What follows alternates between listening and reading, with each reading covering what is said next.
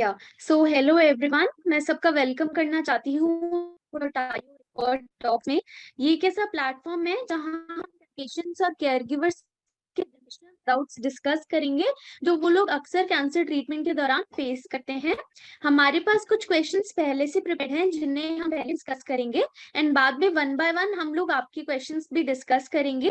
आप लोगों की जो भी क्वेश्चंस हैं आप अपना हैंड चैट बॉक्स से भी कुछ ना उनको कैंसर केयर ऐप के बारे में भी बताना चाहूंगी। आपको ये ऐप जरूर डाउनलोड करना चाहिए क्योंकि यहाँ पे आप कैंसर एक्सपर्ट्स, ऑन्कोलॉजिस्ट, न्यूट्रिशनिस्ट और कई सारे बाकी कैंसर पेशेंट्स एंड सर्वाइवर्स के साथ कनेक्ट कर सकते हैं और उनसे गाइडेंस ले सकते हैं, वो भी फ्री ऑफ। मैं सब लोग को ये भी बताऊंगी कि आज का सेशन है वो हिंदी में होगा, जनरल इंग्लिश टर्म्स के साथ, ज्यादा लोग आ सके। तो आज बताइयो एक्सपर्ट टॉक्स में हमारे साथ हैं डॉक्टर रविंद्र, जो कि एक मेडिकल ऑन्कोलॉजिस्ट है। मैं अब आप सभी को उनके बारे में और इस सेशन के बारे में थोड़ा इंट्रोडक्शन देती हूँ। We are delighted to have Dr. Ravindra Joshi with us. He is an accomplished and widely recognized medical oncologist having more than 20 years of experience.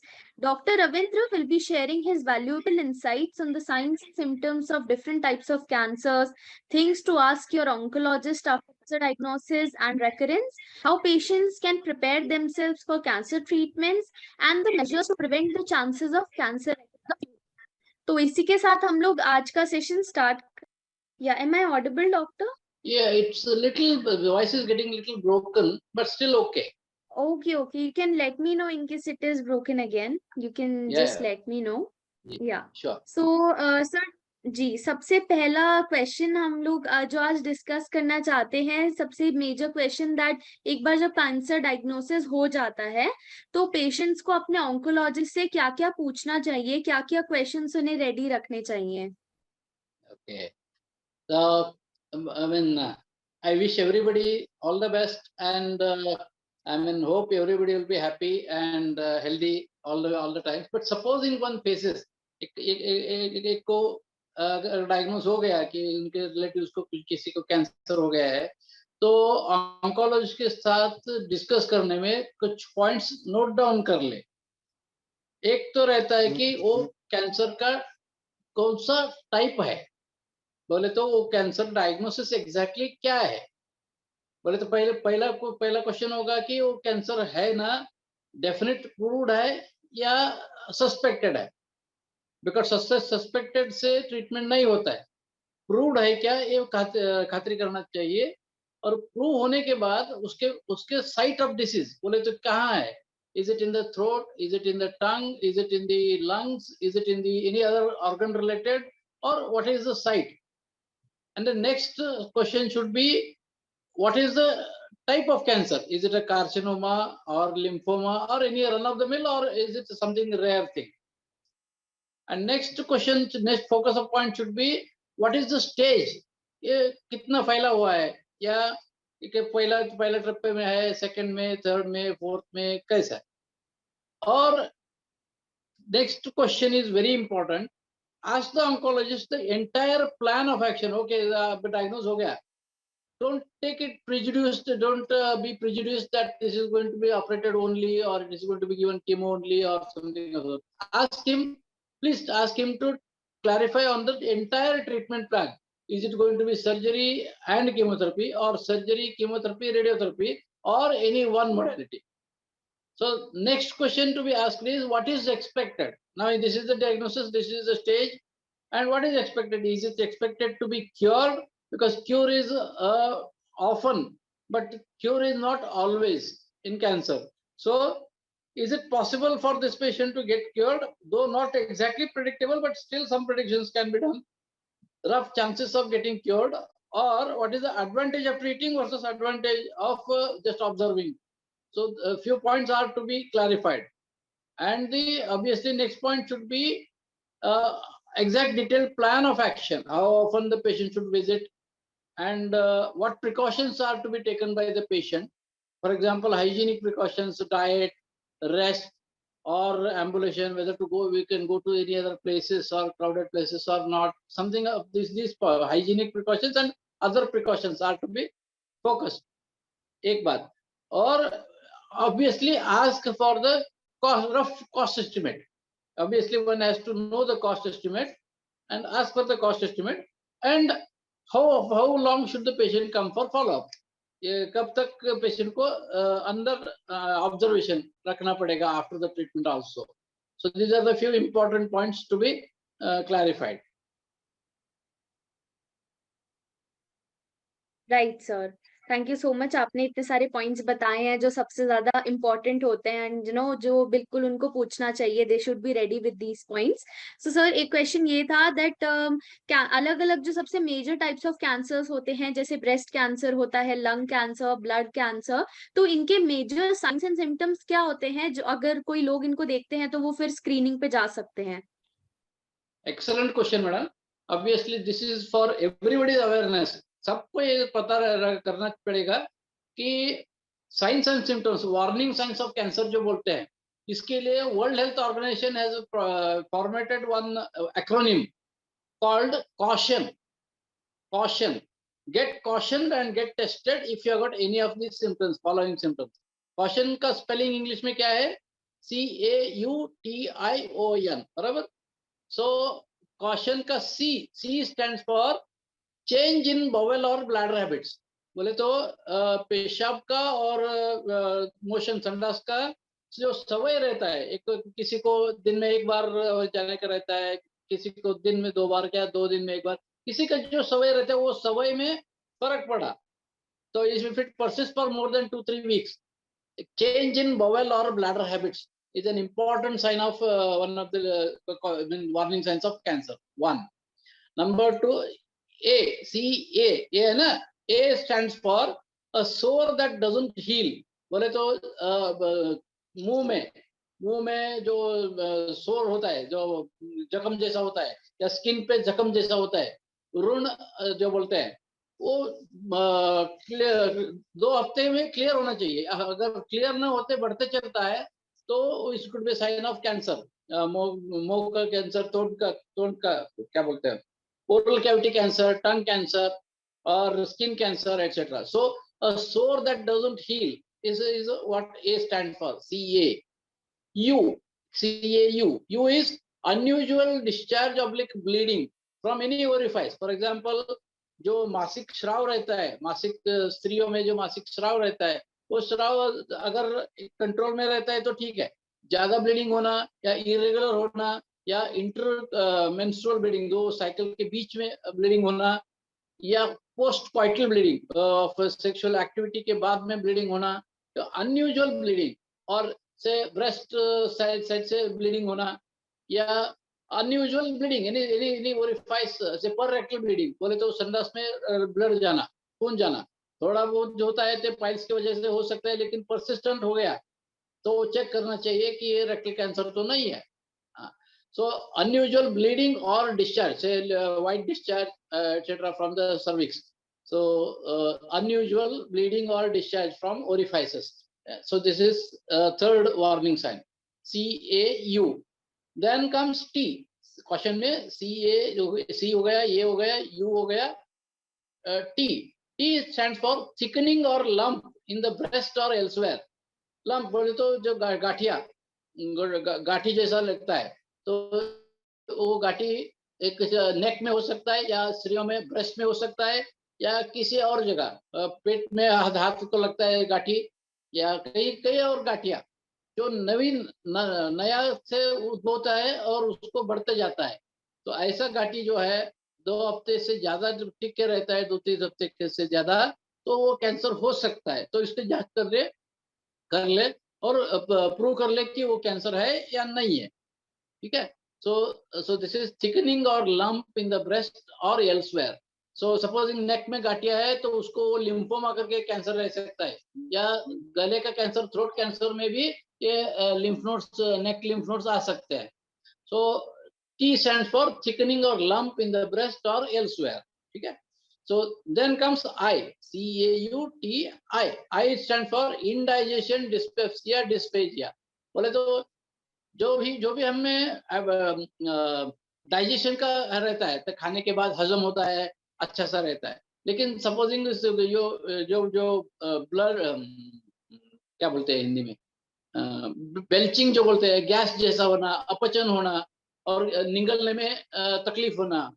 So indigestion, dyspepsia, dysphagia, unexplained upper abdominal discomfort, जो पेट में discomfort रहने का, जो more than 2 to 3 weeks टिके रहने का, तो scopy वगैरह करके वो कैंसर का साइन नहीं ना, ये खातिर करना चाहिए.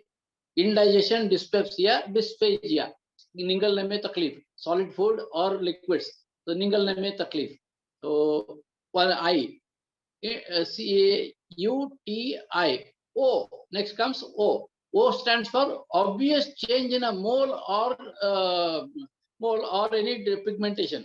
बोले तो हमें किसी की बॉडी के किसी पार्ट पे एक ब्लैकिश स्पॉट्स वगैरह रहता है, मोल्स जो बोलते हैं, और तील जो बोलते हैं, तील या वो colour pigmented areas, coloured areas, blackish pigmented areas, वो अगर उसमें बदलाव होते जाता है, बढ़ता जाता है, कलर डार्क होता है, कलर फेड जाता है, फेड होता है, बॉर्डर्स इनडिस्टिंक्ट होते हैं, ऐसा कुछ है तो वो मेलानोमा करके कैंसर का लक्षण हो सकता है.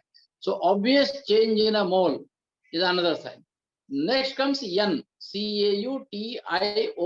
N is for nagging cough and hoarseness of voice. खांसी या जो वॉइस रहता है, जो आवाज रहता है, आवाज में गला बैठता है या ऐसा टिक के 2-3 हफ्ते से ज्यादा ऐसा टिक के रहता है, तो जांच कर लेना चाहिए कि गले का कैंसर या स्वर यंत्र का कैंसर तो नहीं है ना.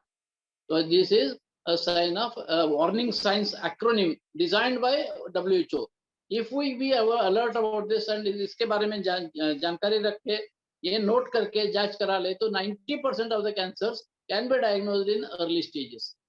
So this is about warning signs of cancer. So remember caution. Get cautioned if you have got any of these symptoms of caution. CAUTION. Thank you.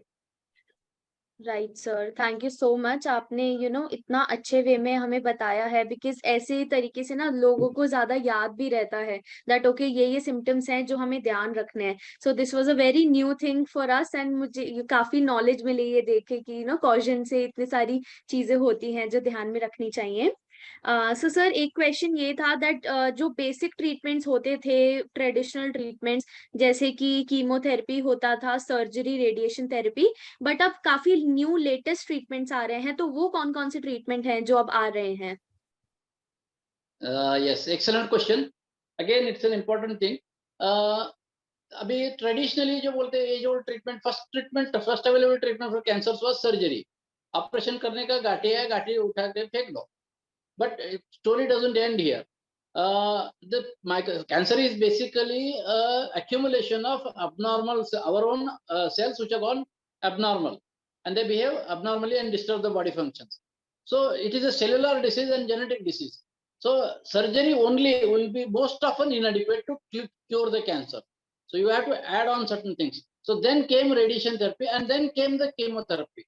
But chemotherapy kills the cells, whether they are cancerous or otherwise, all the cells that are dividing. बोले तो जो cells जो division 1 का 2, 2 का 4 हो रहे हैं, अगर नॉर्मल बॉडी का सेल्स रहने दो या कैंसर का सेल रहने दो.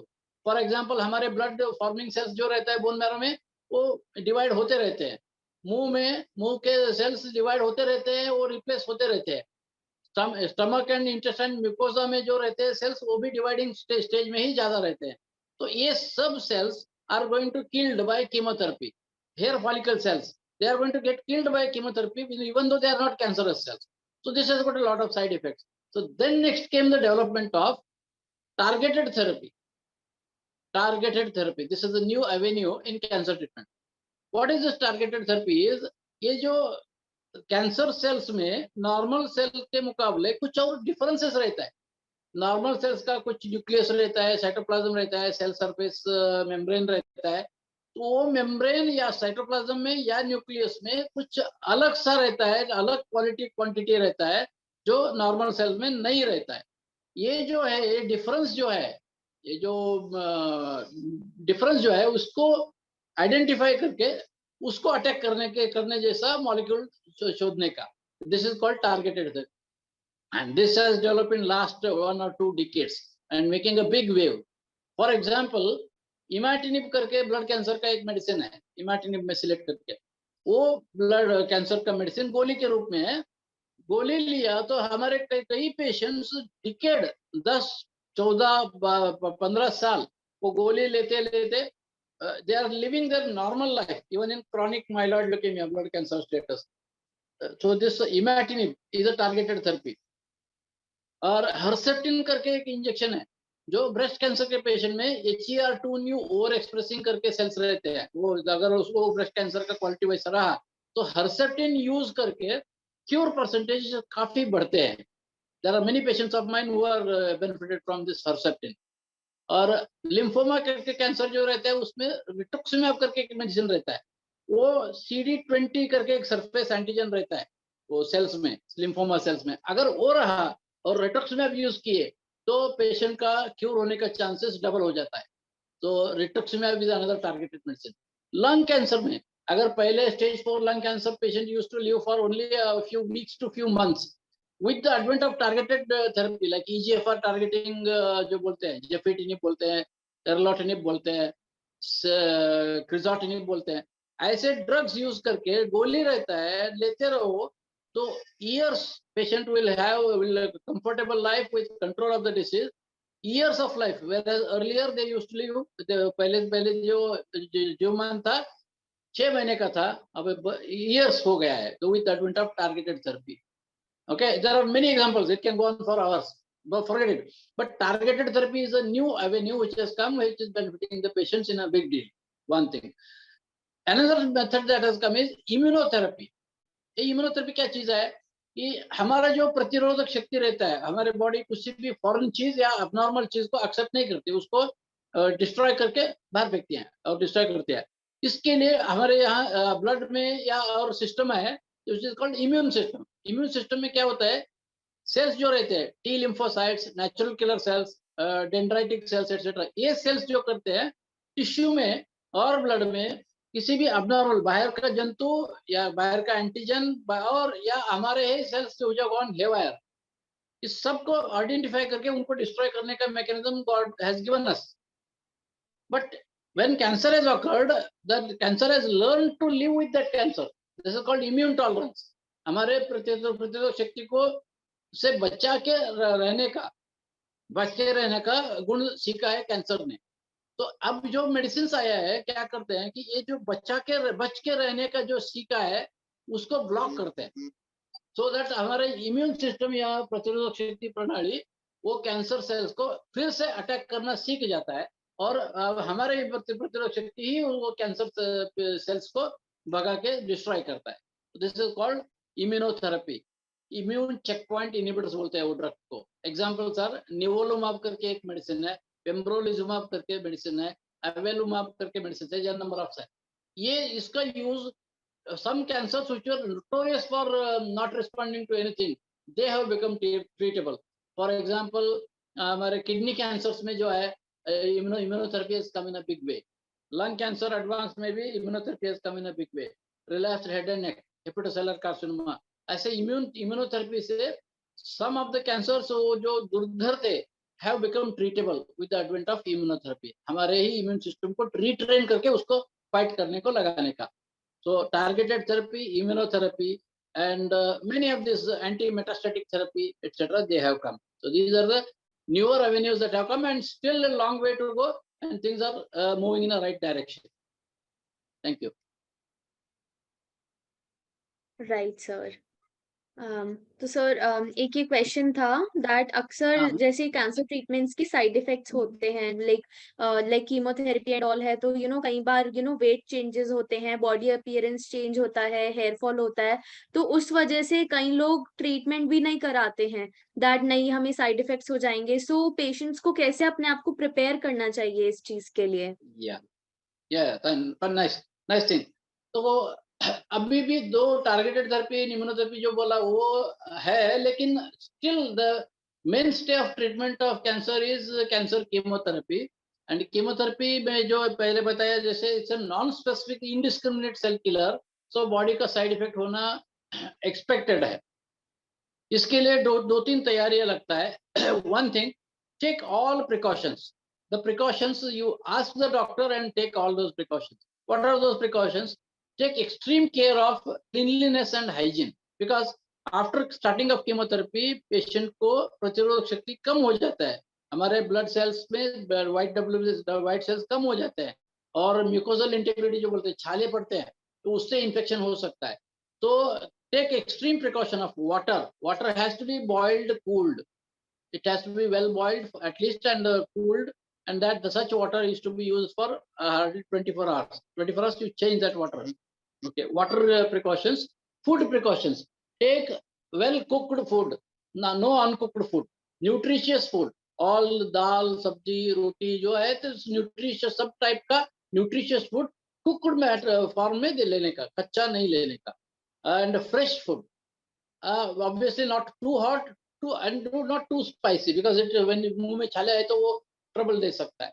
और कीप वेल हाइड्रेटेड. बोले तो पानी दिन में minimum 2.5 to 3 litres for an adult पानी पीने का.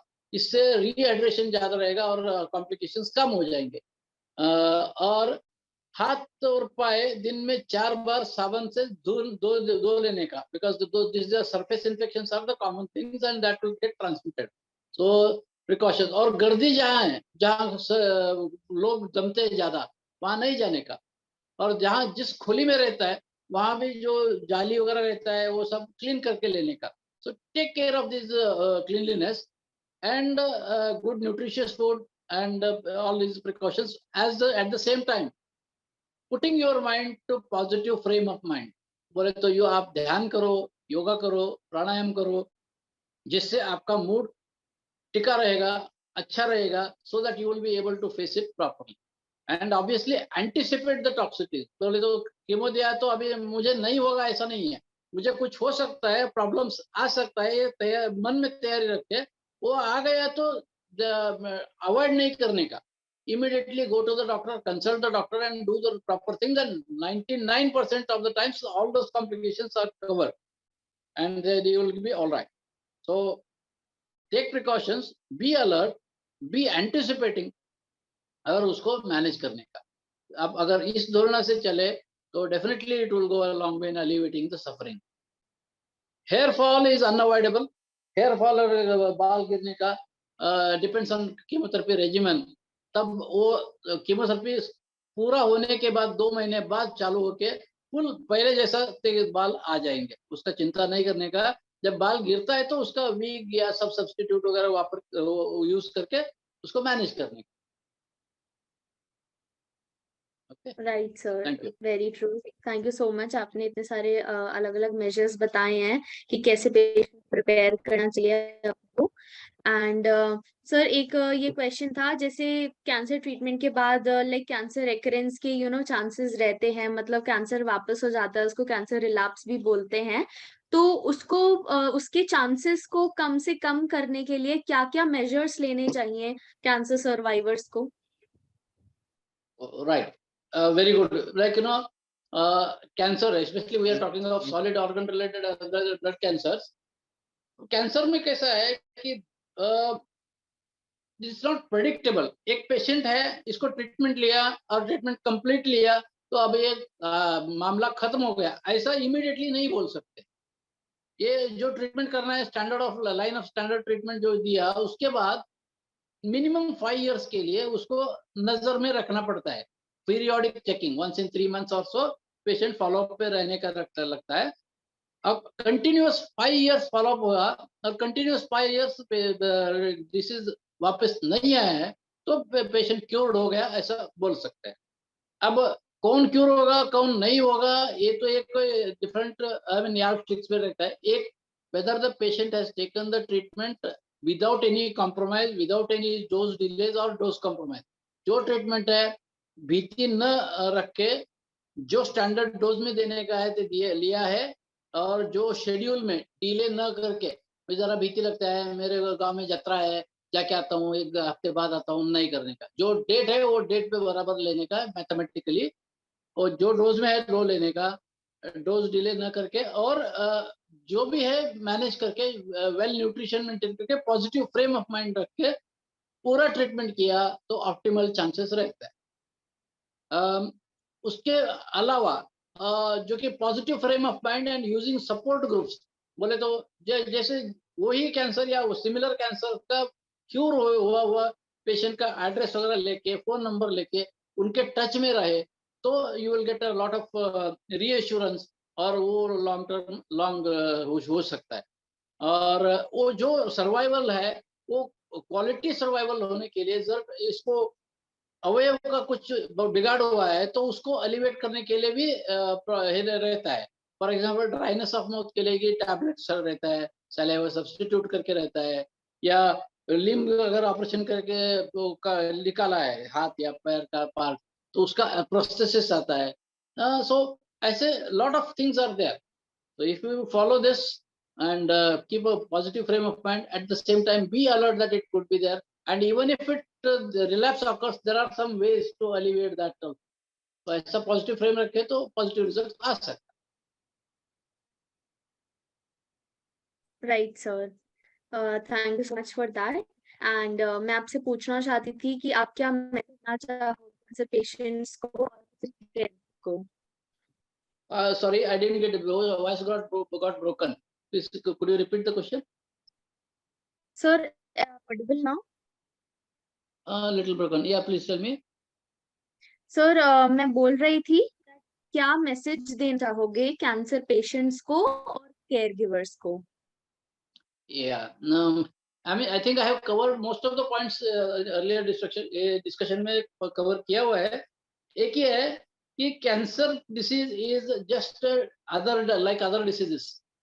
अब कैसा है कि एक उदाहरण देने का बोले तो हार्ट अटैक आया तो पेशेंट या रिलेटिव्स बोलता है कि इसके हार्ट में कुछ प्रॉब्लम है, इसके रक्त वाहिनी में कुछ चोकअप हुआ है, इसके लिए इसको प्रॉब्लम है।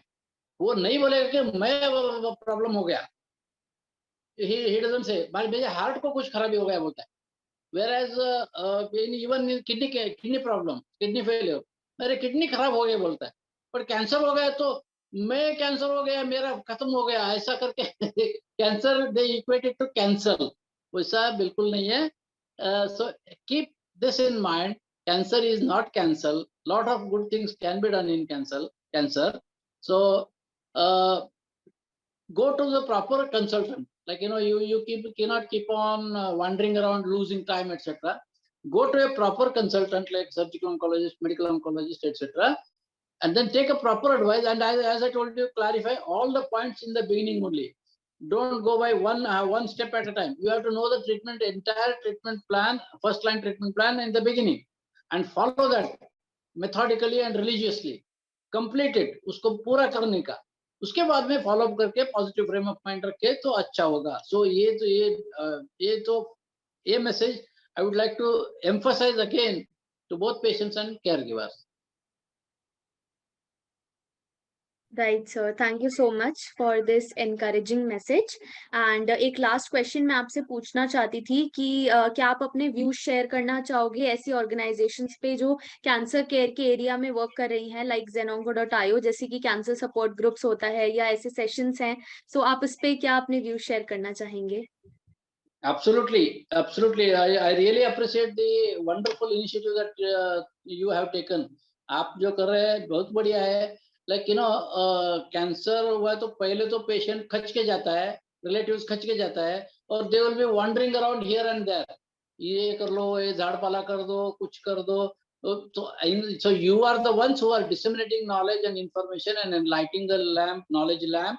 So it is really appreciable, and I definitely think that initiative of zenonco and such support groups will go a long way. More and more such discussions will help them. Right, sir. Thank you so much for the appreciation and supporting the support groups and our other initiatives. Thank you so much for that. And thank you so much. आपने मेरे सारे questions का इतने अच्छे से इतना detail में answer दिया, इतनी नॉलेज शेयर करी है। एंड कुछ लोग हैं जो आपके साथ कुछ क्वेश्चंस डिस्कस करना चाहते हैं, उन्होंने हैंड्स रेज करे हैं, एंड साथ में आपके एक दो चैट में भी हैं। सो वन बाय वन हम लोग इन क्वेश्चंस को भी जल्दी से डिस्कस कर लेते हैं within the time limit. So मैं सभी लोगों को एक और बार रिमाइंडर देना चाहूंगी। जी जी, एंड मैं सभी लोगों को रिमाइंडर देना चाहूंगी दैट आपके भी क्वेश्चंस हैं आप चैट बॉक्स में लिख सकते हैं अपनी कॉन्टैक्ट नंबर के साथ, एंड आप हैंड रेज भी कर सकते हैं ताकि इनकेस टाइम ओवर हो जाए तो उसके बाद हम लोग आपके साथ रीच आउट कर सके और आपको हेल्प कर सके। तो सर एक क्वेश्चन है ललिता जी का। उनके एक्चुअली 2 year old सन है, जिनका अभी ट्रीटमेंट चल रहा है टाटा हॉस्पिटल में। एंड वो पूछ रही हैं कि क्या कीमोथेरेपी के बाद complementary therapies like Ayurveda try कर सकते हैं ट्रीटमेंट के बाद, एंड ऑल्सो कि रेकरेंस क्यों होता है, क्योंकि मतलब काफी सुना जाता है रिलैप्स के बारे में। तो ये दोनों क्वेश्चंस हैं उनके। श्योर अच्छी बात है। First thing is 2 year kid बोले तो पीडियाट्रिक ट्यूमर होता है। पीडियाट्रिक ट्यूमर में क्योर का काफी अच्छा चांस रहता है। मैडम को बता दीजिए कि क्योर का अच्छा चांस रहेगा, एक्सेप्ट वो कौन सा वेराइटी है इसके मुताबिक रहेगा। But by rule something like 1 in 3, 35 to 40% of pediatric cancer, childhood cancers are eliminated for lifelong. So first thing is complete the treatment as suggested by the institute properly, without dose delays or dose compromises or any type of compromise. One thing. Second thing, whether you can add Ayurvedic or any other things. As a modern medicine oncologist, I don't think I should be commenting on that. But if you want to do it after completing this our modern medicine treatment. But don't mix up, don't do simultaneously. If you want to give add on certain things, talk to the proper Ayurvedic consultant and do it. But don't go by these roadside things. It is harmful. So instead, you can go for proper Ayurvedic consultant or proper alternative medicine consultant only after completing the proper modern medicine treatment. So then that may do some good, and even if it is not, it may do. But don't compromise on the primary modern medicine treatment for any reason. One thing. और relapse क्यों होता है, cancer क्यों वापस आता है, तो ठीक है। तो इसके लिए आंसर ऐसा है कि जब कैंसर होता है तो 1 सेंटीमीटर का गाठी रहता है, तो हमारे शरीर में 1 million कैंसर सेल्स रहते हैं। It's not like one chunk is there and you take it out and throw it out, thing हो गया, ऐसा नहीं होता है।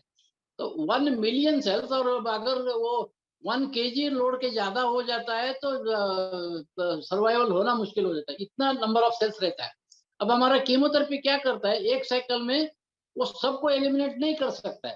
Fraction of that those cancerous cells are eliminated with each cycle, okay.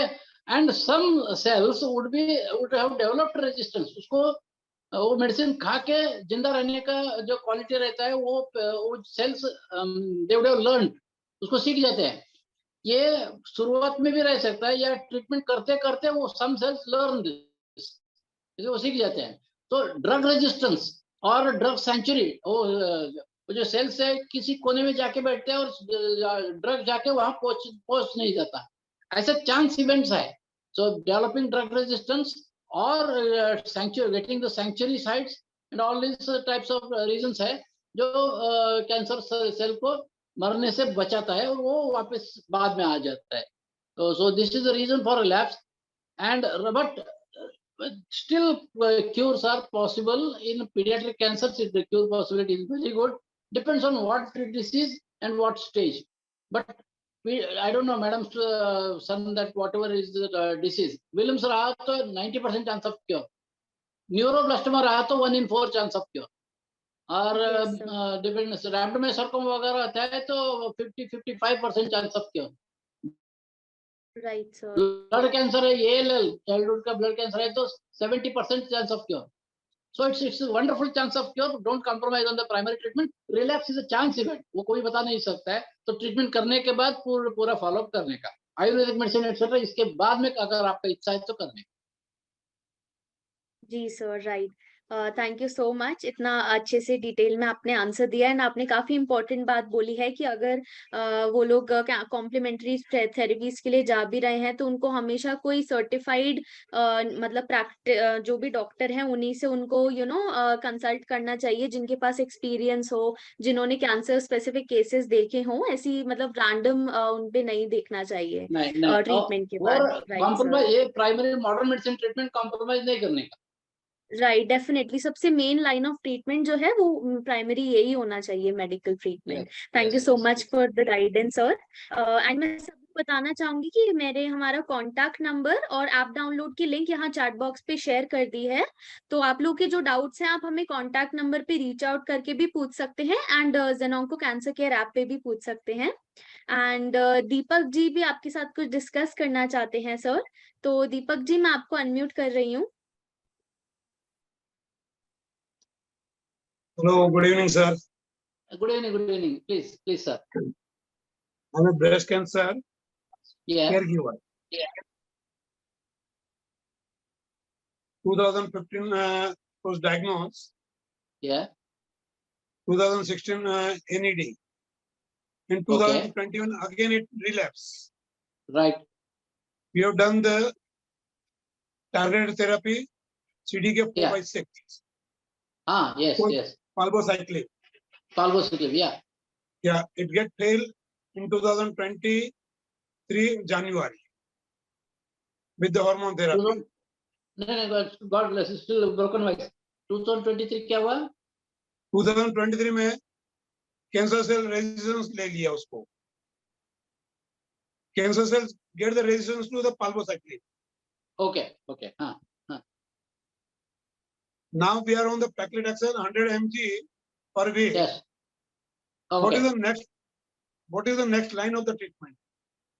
There are various breast cancer के लिए there are many avenues available like cytotoxic chemotherapy में आपने paclitaxel है. इसके बाद में step by step से तो capecitabine करके एक गोली है या eribulin करके एक Capecitabine तो medicine है. TNBC के है ना? Capecitabine तो TNBC के लिए रहेगा. ना? I didn't get it. What is it? Capecitabine जो है वो तो TNBC के लिए रहेगा ना? No, not specific. No. It can work for HR positive also.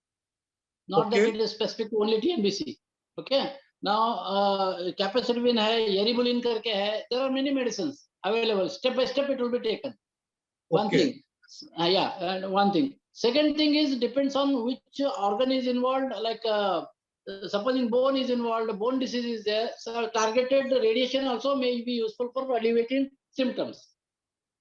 We have tried the targeted radiation, but the doctor said not possible now. No, but that depends on scenario. If it is localized, then it will be used for radiation. Otherwise, if it is disseminated, then it may not be used. The thing is that everywhere it's clear, only it's in the liver now. So liver you cannot irradiate. Even the you cannot clear the your bone disease. Bone disease will get cleared.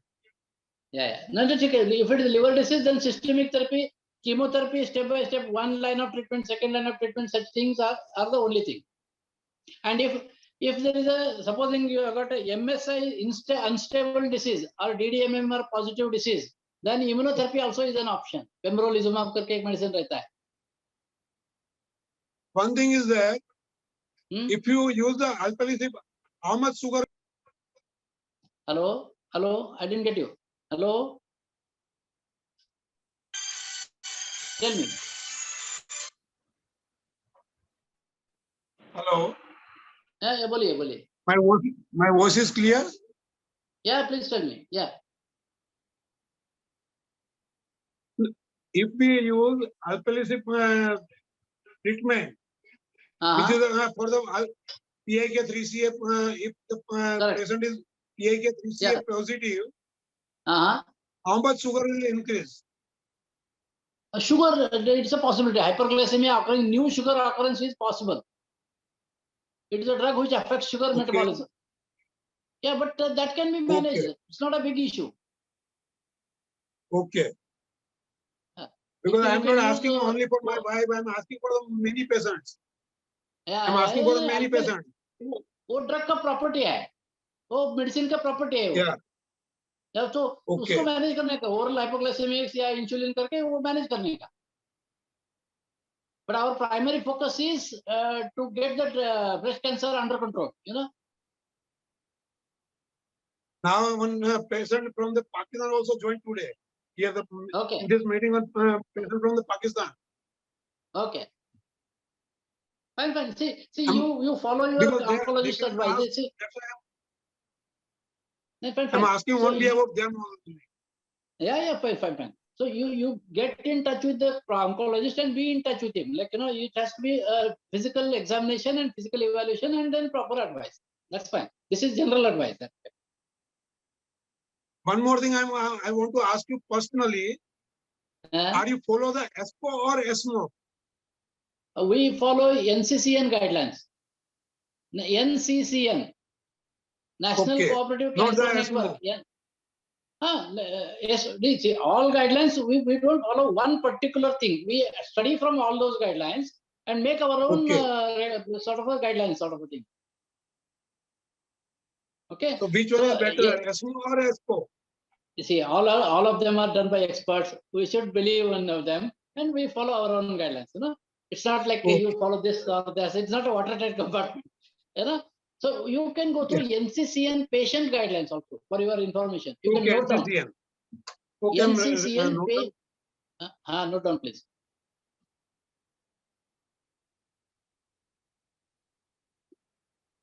It's freely available on the net. NCCN patient guidelines. NCCN, not physician guidelines. NCCN patient guidelines. Okay. So it is written very well, and you can go through that. Good.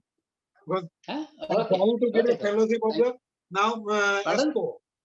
I'm trying to get the fellowship of the ESCO instead of I will go for the NCCN. You just go through that NCCN patient guidelines. You get really lucid writing. You can go through that. Okay. Thank you. Okay. Thank you. Thank you. Thank you.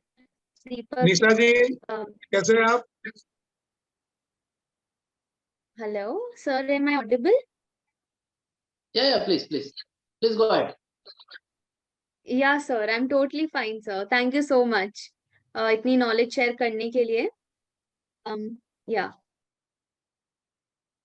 So, doctor, we have one more question. एक question है that radiation therapy कैसे होता है and radiation therapy के पहले और बाद में कोई precautions लेने चाहिए क्या? Okay. Radiation therapy जो होता है कि it is using ionizing radiation. बोले तो एक मशीन रहता है जो एक्सरे मशीन रहता है, तो वैसे एक्सरे और सीटी स्कैन का जो मशीन रहता है वैसे पेशेंट को कुछ नहीं करता है. वो मशीन में पेशेंट जाता है टारगेट एरिया में, जो रेडिएशन जो रहता है वो बीम्स जो रहता है वो दे आर नॉट विजिबल और anything of sort, they are energies, they are thrown on to that particular target and those ionising radiations go and does the damage to the DNA of the cancer cells, and the cancer cells they die. So basically it's about delivering an energy at that particular depth and with that particular contour where the tumor is there and conforming to that contour of the disease. So those cells and along with some normal cells they get killed and we achieve more cancer cures, right? So precaution बोले तो ये जो बोला मैंने बोला वही, same hygienic precautions etc. Except the area where the radiation is given, that should not be rubbed off much, like because skin would have become sensitive, skin will peel off.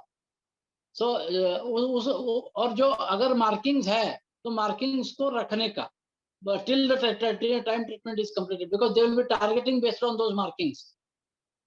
Okay, so avoid rubbing of the skin, don't apply many oils etc. on that radiation area, and preserve those markings of the radiation therapy. Okay, बाकी तो hygiene precautions etc. मैंने जो बोला वही है. Right, sir. Thank you much. आपने जो precautions बताए हैं radiation therapy के बारे में, thank you so much for that. And मैं सभी लोगों को फिर से बताना चाहूंगी हमारे का टाइमिंग किया है, so हम लोग सारे क्वेश्चंस अभी डिस्कस नहीं कर पाएंगे, but I highly recommend everyone that आप लोग प्लीज अपने क्वेश्चन के साथ अपना कॉन्टैक्ट नंबर यहाँ पे शेयर कर दीजिए. मैंने हैंड रेज किया है, मैं उनको भी बोलना है अपना कॉन्टैक्ट नंबर यहाँ शेयर कीजिए ताकि सेशन के बाद से कनेक्ट कर सके. एंड अगर आपको डॉक्टर कनेक्ट करना है तो हम लोग डेफिनेटली आपको उनके साथ भी कनेक्ट करेंगे. हम लोग क्वेश्चन लेते हैं. अब याद काफी देर से हैंड रेज किया हुआ है. प्रिया दर्शनी जी, मैं आपको अनम्यूट कर रही हूँ. Hello hello hello. हाँ Yes, सर, please. नमस्कार नमस्ते सर. हाँ सर, मेरा बहन है, वो ओवरियन कैंसर का पेशेंट है. और क्या कौन सा कैंसर बताया आपने? Ovarian cancer sir. Ovarian cancer, right. Got it. उसका ट्रीटमेंट खत्म हो गया है, 6 केमो और ऑपरेशन हो गया है.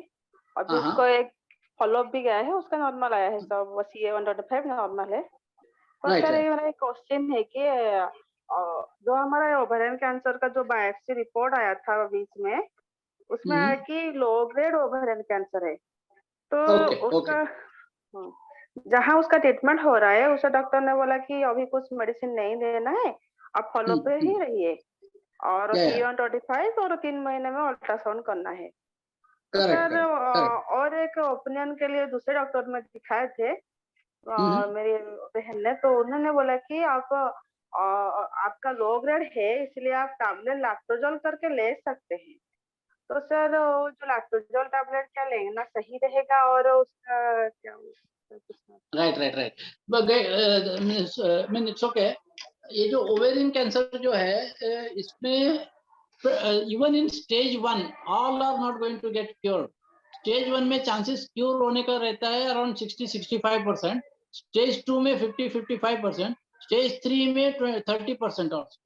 So now I think whatever description you have given, either it is stage 2 or stage 3, right?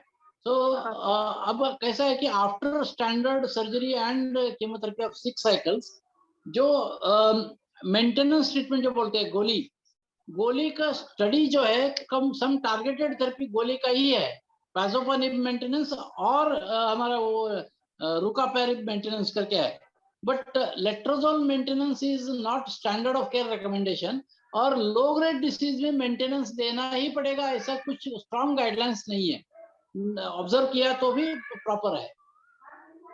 अच्छा, तो सर जो ओलापारी भी तो नहीं ले सकते क्योंकि HRD टेस्ट किए थे, उसका मतलब कुछ फेलियर हो गया तो नहीं हो पाया sir HRD test. Germline mutation etcetera, अगर BRCA जर्मलाइन म्यूटेशन है तो भी दे सकते हैं, बट अदरवाइज लो ग्रेड के लिए we can observe also. Sir medicine लेने का जरूरत नहीं है सर? पार्डन? जो लैक्टोजोल लेने का जरूरत है कि नहीं है सर? लेना नहीं है? रिकमेंडेशन नहीं है, स्ट्रॉन्ग रिकमेंडेशन नहीं है। तो सर अभी जो फॉलोअप कर रहे हैं तो उसका रिकरेंस मतलब वो घर में सब डाल रहे हैं? रिकरेंस हो सकता, अब रिकरेंस होता है नहीं होता है चांस इवेंट है। अगर रिकरेंस हो गया तो सेकंड लाइन का second cytoreductive surgery, second line chemotherapy, something of such we have to see. It depends on when the relapse occurs, which site of relapse occurs, इस पे जाएगा। अच्छा, तो सर उधर फॉलोअप के लिए डॉक्टर ने ओनली C125 और अल्ट्रासाउंड के लिए बोले? C125 और इमेजिंग जो बोलते हैं, तो अल्ट्रासाउंड और समटाइम्स CT स्कैन। अच्छा, CT स्कैन 1 साल में 1 बार करना है या साल में 2 से 3 बार भी हो सकता है, कोई बात नहीं। अच्छा, ठीक है सर, ठीक है। Thank you sir. Okay, thank you. या thank you so much Priyadarshini ji, and thank you so much sir for the wonderful session. हम पे एक last question है, only if you have time can we take that last session, like last question? Yeah, I'm here. Yeah, please tell me. Yeah, thank you so much sir. Redmi के name से कोई है जिन्होंने अपना hand raise किया है काफी देर से, मैं आपको अनम्यूट कर रही हूँ, तो आपकी जो क्वेरी है आप पूछ सकते हैं। हाँ, नमस्ते सर। नमस्कार, नमस्ते। मैं भी आप ही के एरिया का हूँ, इधर मिरज के एरिया का हूँ। ओके, हाँ। आपका ही ट्रीटमेंट चला है मुझे। ओके। CML है सर, और मुझे गोली चालू है, लेकिन मुझे पेट हमेशा भरा हुआ रहता है। ओके, पेट भरा हुआ रहता है तो ओके, बोलिए।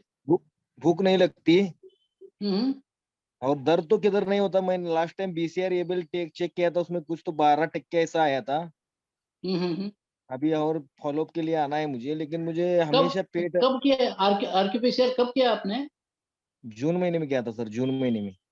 तब actually if it is less than optimal, अभी जो 12% बोला तो वो अभी भी पूर्ण कंट्रोल में नहीं है, पूरा कंट्रोल में नहीं है, तो उसको एडजस्ट करना पड़ेगा। इधर इमेटिनिब चलेगा, इमेटिनिब का डोज एडजस्ट करना पड़ेगा, या इमेटिनिब छोड़ के दूसरा सेकेंड जनरेशन की क्या बोलते हैं, निलोटिनिब, डेसाटिनिब एटसेट्रा बोलते हैं, वो देना पड़ेगा। वो वी हैव टू एनालाइज, उसको विश्लेषण करके आपको बता सकते सर। लेकिन मेरे पेट में काम है, हमेशा है ना, पेट भरा हुआ रहता है, भूख नहीं लगती, रात को नींद नहीं आती। ये रिलेटेड रह सकता है या अनरिलेटेड भी रह सकता है। Then may be you will have to consult a gastroenterologist also. हम जाके डायरेक्ट जाके दिखा सकते हैं या डॉक्टर आपका पर्ची लेना चाहिए? आप किधर मिरज में किधर रहते हैं? I can understand that. नदी वेस विरूपाक्ष तुरतुरे सर, मेरा नाम Virupaksha Turture. Turture, I think I have heard about you. हाँ sir, last time bone marrow किया था वहाँ पे। हाँ, मतलब एक बार आके दिखाइए ना, देखते हैं। हाँ सर, पेट का प्रॉब्लम है सर मुझे, बाकी कुछ नहीं, पेट भरा हुआ रहता है, गैस बराबर रहता है, है। वो देखते हैं ना क्या हुआ है। हाँ सर, आके दिखाइए। Okay, okay sir, thank you so much. Thank ya thank you so much, thank you so much sir, आप अपनी क्वेरी आंसर करी। एंड मैं फिर से आपको थैंक यू बोलना चाहूंगी। आपने इतने अच्छे से सारे क्वेश्चंस का इतने अच्छे से डिटेल में आंसर किया, जितने लोगों के डाउट्स थे वो भी आंसर करे। सो thank you so much for that. And मैं आशा करती हूँ कि हम लोग आगे भी आपके साथ ऐसे वंडरफुल सेशंस करेंगे, इतनी चीजें सीखेंगे। Thank you so much, and thank you so much everyone else, आप लोगों ने आज ज्वाइन किया, अपने क्वेश्चंस पूछे। एंड मैं होप करती हूँ कि आप लोग नेक्स्ट सेशन में भी आएंगे। एंड मैंने वापस से हमारा कॉन्टैक्ट नंबर एंड ज़ेनोंको कैंसर केयर ऐप डाउनलोड की लिंक यहाँ शेयर कर दी है चैट बॉक्स पे। आप लोग की जो और क्वेश्चंस हैं आप यहाँ पे भी लिख सकते हैं, एंड आपको वहाँ पे एक्सपर्ट आंसर्स मिलेंगे। So thank you so much everyone, and thank you so much doctor Ravindra, and take care. Thanks a lot. you for giving this platform. Thank you.